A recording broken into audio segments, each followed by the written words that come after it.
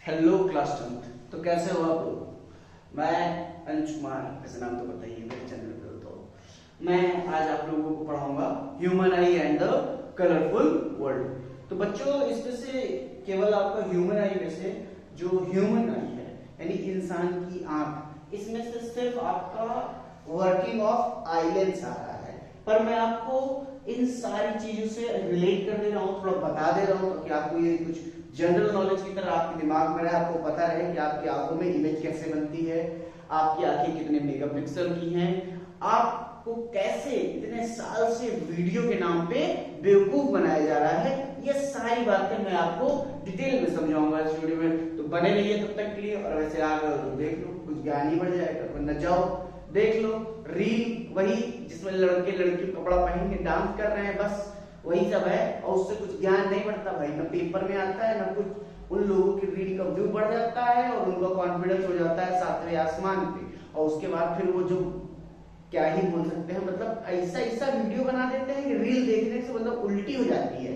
तो इसलिए हाथ जोड़ के बिना मन निवेदन है कि ऐसे लोगों को बिल्कुल भी अप्रिशिएट मत करिए। क्या बताएं, आजकल लड़कों के अंदर भगवान ही जाने क्या कमी आ गई कि लड़कियां बनना पड़ रहा है। ठीक है, मजदूरी कर लो यार, जेंडर कुछ ना बोलेंगे भाई इसके बारे में, बिल्कुल एकदम शब्द नहीं है हमारे पास, इतना क्रोध है, बोलेंगे एकदम फट जाएंगे। और देख रहे हो वैसे भी हमारा मास बहुत ज्यादा है और वॉल्यूम दोनों, फटेंगे तो दिक्कत हो जाएगी। अब वीडियो अपने चीचा लेकर नहीं करना चाहते, इसलिए आप पढ़ लेते हैं। तो ये है क्लास 10th का human I and the colourful world का पहला, ठीक है, जिसे क्या बोलते हो, इंसान की आंख। तो आइए स्टार्ट करते हैं। तो ये रही आपकी ह्यूमन आई। आप इसमें देख सकते हो मैंने एक डायग्राम बनाया और इसकी लेबलिंग कर दी। बेटा ये सारा मैंने इसके पहले से लिख दिया है, क्योंकि भाई साहब कसम से मेरी राइटिंग एकदम अच्छी नहीं है, पर ये मैंने बड़ी घंटों की मेहनत लगा के इसको लिखा ताकि ये आपको इस छोटे से सस्ते से मोबाइल से आपको ठीक से दिख सके। अब मेहनत तो आप लोग जो है देख ही रहे हैं मैं कर रहा हूँ, लेकिन थोड़ा सा मुझे आपसे अप्रिसिएशन भी चाहिए, और वो अप्रिसिएशन बिना मिले मेरा काम नहीं होगा। तो आओ, ये रही ह्यूमन आई। इस ह्यूमन आई में सबसे पहला जो आप एक लेयर देख रहे हो, ये ऐसा बाहर, इसको स्क्लेरोटिक बोलते हैं। क्या बोलते हैं? स्क्लेरोटिक। स्क्लेरोटिक जो होता है ये आई बॉल को पकड़े रखता है। पकड़े रखने का मतलब हमारी ये आंख है, ये जो आई बॉल है, आई बॉल पूरे को बोलते हैं आई बॉल। और आई बॉल कैसे हमारी लगा हुआ है यहाँ पे स्क्लेरोटिक। स्क्लेरोटिक जो मसल्स हैं वो उसको होल्ड किए होती हैं। तो स्क्लेरोटिक जो होती है वो टफ और ओपेक्यू है, वाइट कन्वर्जिंग। क्या है ये? टफ और ओपेक्यू है। क्या है ये? टफ और ओपेक्यू। ओके, फिर उसके बाद उसके नीचे की जो मसल है उसको हम लोग बोलते हैं कोरॉइड। क्या बोलते हैं? कोरॉइड। ये रही कोरॉइड, लिखा हुआ है it is a black membrane below the sclerotic, it absorb stray light and avoid any blurring of image. Of image नहीं लिखा, एनी ब्लरिंग है मतलब इमेज का ही ब्लर। तो अब क्या करता है ये कोरॉइड जो होता है, ये स्क्लेरोटिक के नीचे के सरफेस को बोलते हैं, इसको बोल रहे हैं हम, क्या बोल रहे हैं इसको?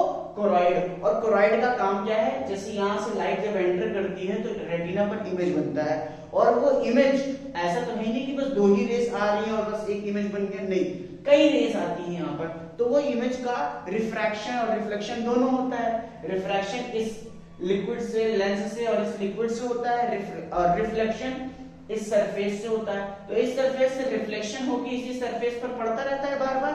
तो उस रिफ्लेक्शन की एनर्जी को कौन एब्जॉर्ब करता है? कोरॉइड। और ये एनर्जी एब्जॉर्ब कर लेता है। अगर एब्जॉर्ब नहीं करेगा तो फिर से रेस बार बार जाके रेटिना पर इमेज बनाएगी, और इमेज कैसा हो जाएगा? ब्लर्ड इमेज आपको मिलेगा। तो ये कोरॉइड आपका क्या करता है? जो रिफ्लेक्शन में आपकी एनर्जी आती है, स्ट्रे लाइट है, उसको एब्जॉर्ब करता है। बात समझ में आ रही है? फिर उसके बाद एक पार्ट है कॉर्निया। कॉर्निया आपका पहला पार्ट है। लाइट चली और उसको क्या मिला? कॉर्निया। कॉर्निया फर्स्ट, ये जो आप दिख रहा है बल्जिंग साइड आपको ये दिख रहा है, ये बहुत ही ट्रांसपेरेंट मेम्ब्रेन है, ये लिखा हुआ है आप देख सकते हैं, इसलिए मैंने लिख दिया है सब कुछ। It is the transparent membrane on the front portion of eye lens. Eye lens के फ्रंट पोर्शन पे आपको जो एक मेम्ब्रेन मिलती है, पतली सी झिल्ली। मेम्ब्रेन का मतलब झिल्ली होता है, एक झिल्ली, उसे हम क्या बोलते हैं? कॉर्निया। फिर उसके बाद आता है आइरिस एंड प्यूपिल। ये आप देख सकते हैं आपका जो आई लेंस है वो कौन सी शेप का है, कॉन्वेक्स शेप का है। कॉन्वेक्स लेंस यहां पर आप देखिए ये सस्पेंसरी मसल से टिका हुआ है। किससे टिका है, सस्पेंसरी मसल से टिका हुआ है। और ये सस्पेंसरी मसल्स कहां है, सिलियरी मसल से अटैच है। तो ये सिलियरी मसल्स जो होती हैं, ये सिलियरी मसल्स सस्पेंसरी मसल्स से अटैच होती हैं और सस्पेंसरी मसल्स इन लेंस को होल्ड किए होता है। तो आइरिस क्या होती है, iris is an opaque circular diaphragm having a small hole called pupil. Iris अब किसको बोलते हैं, एक सर्कुलर, आप देखिए अगर इसको तो ये एक सर्कुलर आ रहा है, शेप आ रहा है, तो इस डायफ्राम को हम क्या बोलते हैं, आइरिस। और इसके बीच में ये जो आपको स्पेस दिख रहा है इसको हम क्या बोलते हैं, प्यूपिल। क्या बोलते हैं, प्यूपिल। इन सिलियरी मसल से जब हम बहुत प्रेशर डाल देते हैं तो आप ये क्या हो जाता है, प्यूपिल छोटा हो जाता है। प्यूपिल छोटा कब करते हैं, जब बहुत ज्यादा अमाउंट आता है। तो आप जैसे सन की तरफ देख रहे हैं तो सन की तरफ ऐसे देखते हैं, थोड़ा सा ऐसे आर्क कर लेते हैं।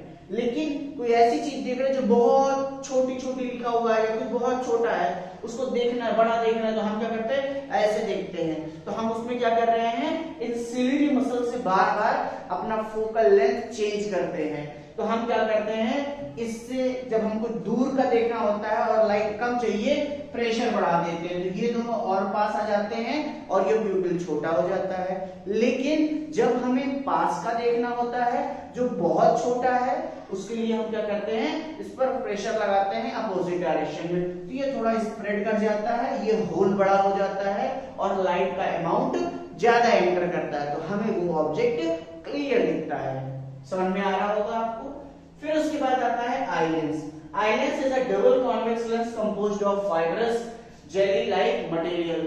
ये फाइब्रस जेली लाइक मटेरियल होता है। जेली आप जानते हैं ये क्या होता है, जेली जैसा कुछ होता है और उसी मटेरियल का क्या बना होता है, आपका eye lens. Eye lens converging है, ये कॉन्वेक्स लेंस है। सस्पेंसरी मसल्स में eye lens hold on suspensory muscles and which are connected with the ciliary muscles. Ciliary muscles क्या बोल सकते हैं उसको, ciliary muscles press the lens to change its focal length. Means if you want to see a far object, अगर आपको एक दूर का ऑब्जेक्ट देखना है तो आप क्या चाहते हो, जो पैरेलल रेस आ रही हैं वो कन्वर्ज हो जाएं। आप यही चाहते हो कि नहीं चाहते हो, जो पैरेलल रेस आ रही हैं वो कन्वर्ज हो जाएं। और पैरेलल रेस बहुत आसानी से कन्वर्ज हो जाते हैं, तो आप पर कोई बहुत ज्यादा फोर्स नहीं लगाओगे, यहाँ पर आप बहुत प्रेशर क्रिएट नहीं करोगे, सिंपल। लेकिन अगर पास का ऑब्जेक्ट है तो पास के ऑब्जेक्ट से जो रेस आती है वो पैरेलल नहीं आती, तो आपको प्रेशर क्रिएट करना पड़ता है। और वही प्रेशर की वजह से अगर हम किसी पास के ऑब्जेक्ट को बहुत देर तक देखते हैं तो हमारी आंखों में क्या क्रिएट हो जाता है, फटीग, बोले तो थकान। तो ये फटीग क्यों होता है, आपको समझ में आ रहा है, क्योंकि हम सिलियरी मसल से लगातार प्रेशर क्रिएट किए रहते हैं। फिर इसके बाद क्या होता है, retina. It is a delicate membrane. Delicate का मतलब होता है नाजुक, कोमल। अभी जैसे वो लड़कों की बात कर रहा था मैं, वो डेलिकेट वाले हैं, डेलिकेट लौंडे हैं वो। It is a delicate membrane of nerve fibre on the back wall of eye. ये रेटिना रहा आपका, ये रहा रेटिना, इस पोर्शन को रेटिना बोलते हैं। यहाँ पे सेल्स होती है, रॉड सेल्स, रॉड और कोन्स। तो रॉड और कोन्स दो तरीके की यहाँ पर फोटोसेंसिटिव सेल्स होती हैं, रॉड और कोन। देखिए लिखा होगा, it contains light sensitive cells called rod and cones. Rod जो होती हैं वो सेंसिटिव होती हैं ब्राइटनेस के लिए, और जो कोन्स होती हैं वो सेंसिटिव होती हैं कलर्स के लिए। समझ में आ रहा है, रॉड किसके लिए सेंसिटिव है, कलर्स, ब्राइटनेस के लिए, और जो कोन्स है वो सेंसिटिव किसके लिए हैं, कलर्स के लिए। तो जब इमेज यहाँ बनता है, जब यहाँ इमेज बनता है तो जो रॉड है वो एक्टिवेट हो जाती है, रॉड और कोन्स दोनों, और उस ऑप्टिकल इमेज को, उस ऑप्टिकल एनर्जी को किस में चेंज कर देती हैं, इलेक्ट्रिकल एनर्जी में। तो कौन चेंज करता है उसको, रॉड एंड कोन्स। तो हम क्या लिखते हैं, the photosensitive cells rod and cones convert optical energy into electrical energy, और they convert electric signal into optical signal into electrical signal। और इन दोनों के जो सिग्नल्स हैं उसको कौन बताता है, दिमाग। और दिमाग तक कौन लेके जाता है, ऑप्टिक नर्व। यहाँ से एक नर्व निकलती है इधर, उसे हम क्या बोलते हैं, ऑप्टिक नर्व। तो that electric signal was carried by the optic nerve to the brain, और बाद में ब्रेन उस इमेज को क्या करता है, सीधा करता है। तो वो तो अभी हम डिस्क्राइब करते हैं आपको। अब इसके बाद दो तरीके के स्पॉट होते हैं, एक होता है ब्लाइंड स्पॉट और एक होता है येलो स्पॉट। ब्लाइंड स्पॉट क्या होता है, ऐसा स्पॉट जहां पर अगर इमेज बने तो वहां पर हमें पता ना चले, मतलब वहां पर कोई फोटो सेंसिटिव सेल अवेलेबल नहीं है, वहां पर कोई फोटो सेंसिटिव सेल प्रेजेंट नहीं होता। एक्चुअली जहां से ऑप्टिक नर्व हमारे आई बॉल में एंटर करती है, उस प्लेस पर कोई भी, उस पॉइंट पर कोई भी, इस पॉइंट पर यहां से एंटर कर रही है, तो ये इस पॉइंट पर कोई भी आपकी फोटो सेल अवेलेबल नहीं होती, फोटो सेल प्रेजेंट नहीं होती। तो इसलिए इस पॉइंट को हमने क्या बोल दिया, ब्लाइंड स्पॉट, क्योंकि वो तो कोई, जब हमारे पास फोटो सेंसिटिव सेल नहीं तो हम फोटो सेंस कैसे कर पाएंगे लाइट को, इसीलिए। फिर उसके बाद दूसरा आता है येलो स्पॉट। येलो स्पॉट किसको बोलते हैं, वो पॉइंट जहां पर लाइट की मैक्सिमम ब्राइटनेस दिखती है। क्या दिखती है, मैक्सिमम ब्राइटनेस। जैसे बीच में कहीं एकदम मिडिल में होता है रेटिना के बीच में, वहां पर मैक्सिमम ब्राइटनेस दिखती है, तो उस पॉइंट को हम क्या बोलते हैं, येलो स्पॉट। तो अगर डिफाइन करना होगा तो क्या बोलेंगे, ब्लाइंड स्पॉट की डेफिनेशन अगर आपको लिखनी हो तो आप क्या लिखोगे, the point where the intensity of the light, the intensity of the image is very low is called blind spot. Yellow spot, the point where the intensity of the image, the intensity of the light is maximum is called yellow spot. It lies in the middle of the retina. ये तो बात हो गई आंख के कुछ parts की। इसके बीच में बेटा यहाँ पर एक्वस ह्यूमर एक तरीके का लिक्विड भरा होता है, यहाँ पर बीच में भी वाइट्रस ह्यूमर भरा होता है। ये सस्पेंसरी सेल्स, आई सेल, आई लेंस, और ये प्यूपिल, ये जो होल दिख रहा है आपको छोटा सा, इसी होल का नाम क्या है, प्यूपिल, जहां से लाइट हमारी आंखों में एंटर करती है। अब मैं जा रहा हूं आपको लिखवाने, आई लेंस हो गया, रॉड एंड कोन्स हो गया, आइरिस प्यूपिल हो गया, कोरॉइड हो गया, कॉर्निया हो गया, स्क्लेरोटिक हो गया। आइए लिखते हैं वर्किंग का।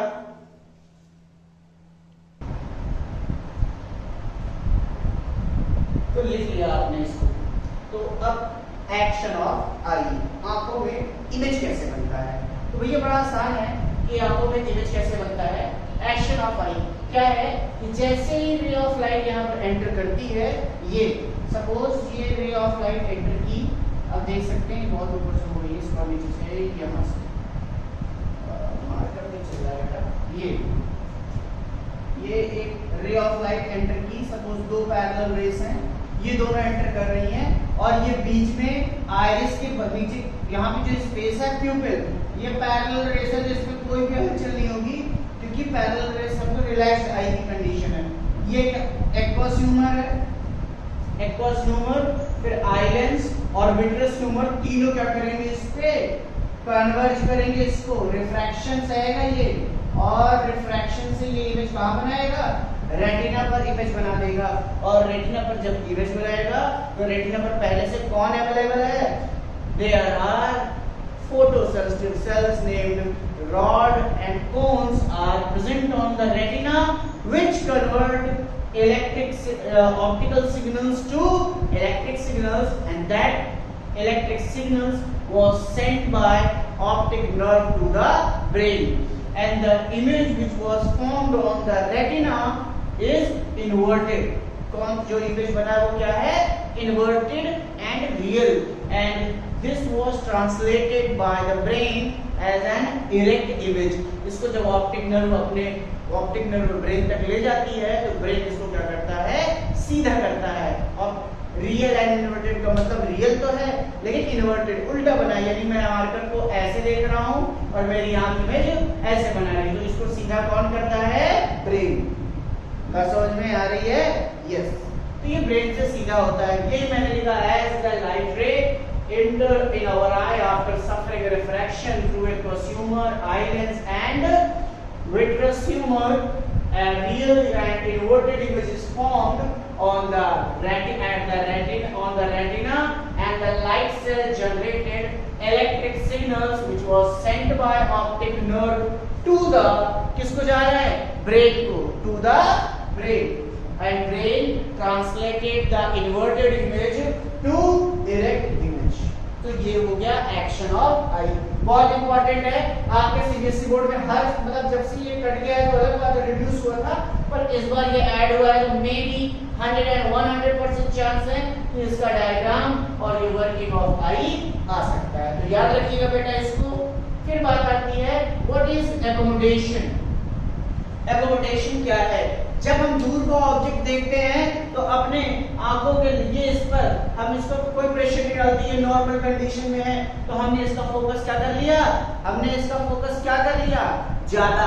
तो जब फोकस ज्यादा कर लेते हैं तो पैरेलल रेज आके बहुत इजीली से कन्वर्ज हो जाती है, तो हमें कोई दिक्कत नहीं। लेकिन जब बहुत पास का ऑब्जेक्ट है और बहुत पास से आए तो हमें इतना फोकल लेंथ बढ़ाना पड़ता है और फोकल लेंथ कम करना पड़ता है, यानी पावर बढ़ानी पड़ती है।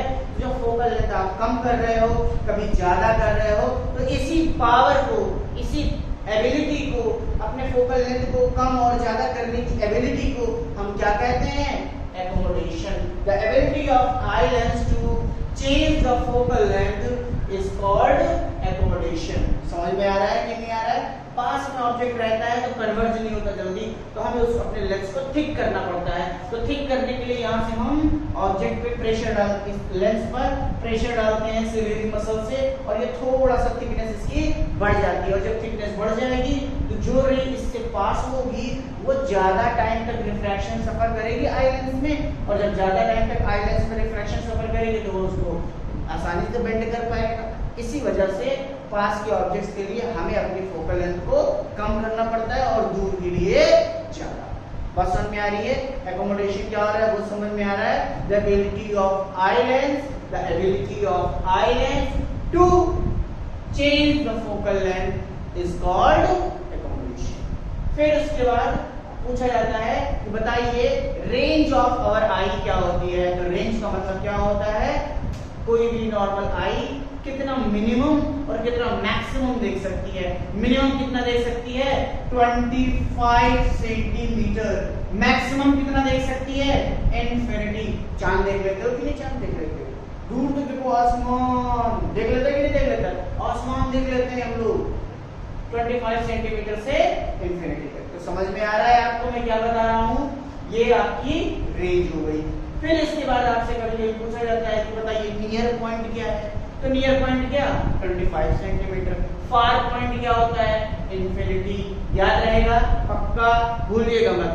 चलिए, तो मैं एक बात आपको ऐसी बताता हूँ जिसे शायद सुन के आप मेरे ऊपर विश्वास न करें और गूगल सर्च करें, पर करिएगा, अच्छी बात है, आपको पता चलेगा। तो ये क्लास से और कई सालों से हम सब बेवकूफ बनते आ रहे हैं। हम सब क्या, मुझे तो पता था, लेकिन आप लोग बेवकूफ बनते आ रहे हैं। कैसे? ध्यान से देखिए। हम हमेशा देखते हैं एक कैमरा वाला आता है और सारा रिकॉर्ड करके चला जाता है, पर असल में वो कैमरा वाला कुछ भी रिकॉर्ड नहीं कर पाता है। वो क्या करता है? हमें बेवकूफ बनाता है। कैसे? उस कैमरे के इंस्ट्रूमेंट से। वो क्या करता है? हमारी एक कमजोरी का फायदा उठाता है। क्या फायदा उठा रहा है? आइए देखते हैं। देखिए, परसिस्टेंस ऑफ विजन मैंने लिख दिया है पहले से। पहले मैं इसको एक्सप्लेन कर देता हूँ, ये डेफिनेशन तो लिखी हुई है। परसिस्टेंस ऑफ विजन का मतलब है कि कोई भी इमेज, पहले आप नॉर्मल बात समझ लीजिए कि किसी भी ऑब्जेक्ट की इमेज, मान लीजिए मैंने ये मार्कर देखा और जैसे ही देखा आपने हटा लिया, पर अभी भी इस मार्कर का इमेज, इस मार्कर का इंप्रेशन मेरी आंखों पर अवेलेबल है। और वो कब तक अवेलेबल रहेगा?